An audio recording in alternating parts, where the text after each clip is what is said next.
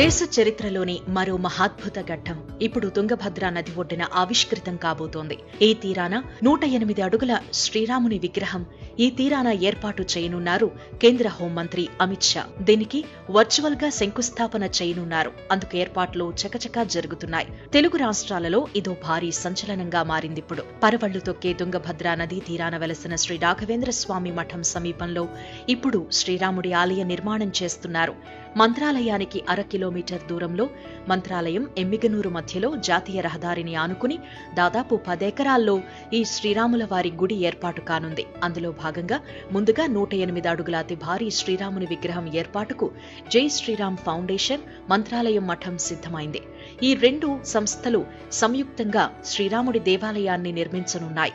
దేశ చరిత్రలోనే తొలిసారి సుమారు 150 కోట్లతో 108 అడుగుల శ్రీరాముని పంచలోహ విగ్రహాన్ని జై శ్రీరామ్ ఫౌండేషన్ సంస్థ, మంత్రాలయం మఠం ఏర్పాటు చేస్తున్నాయి. ఈ 108 అడుగుల శ్రీరాముని పంచలోహ విగ్రహం ఢిల్లీలో తయారు చేస్తున్నట్టు సమాచారం.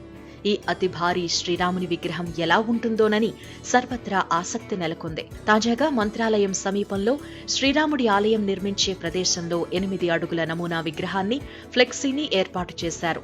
మంత్రాలయం రాఘవేంద్ర స్వామి దర్శనానికి వచ్చిపోయే భక్తులు, యాత్రికులు ఆసక్తిగా దీన్ని తిలకిస్తూ ఫోటోలు దిగుతున్నారు. 108 అడుగుల శ్రీరాముని పంచలోహ విగ్రహంతో 3 ఏళ్లలో ఇక్కడ శ్రీరాముడి ఆలయం నిర్మాణం పూర్తి చేసి భక్తులకు దర్శన భాగ్యం కల్పిస్తామని జై శ్రీరామ్ ఫౌండేషన్ సంస్థ ప్రతినిధులు తెలిపారు. మంత్రాలయం మఠానికి తెలుగు రాష్ట్రాల నుంచే కాక కర్ణాటక, మహారాష్ట్ర నుంచి కూడా భక్తులు వేలాదిగా తరలివచ్చి రాఘవేంద్ర స్వామిని దర్శించుకుంటారు. మంత్రాలయం సమీపంలో కొత్తగా ఈ శ్రీరాముడి ఆలయ నిర్మాణంతో మంత్రాలయం ఆధ్యాత్మిక ధామంగా మరింతగా పరిడవిల్లనుంది.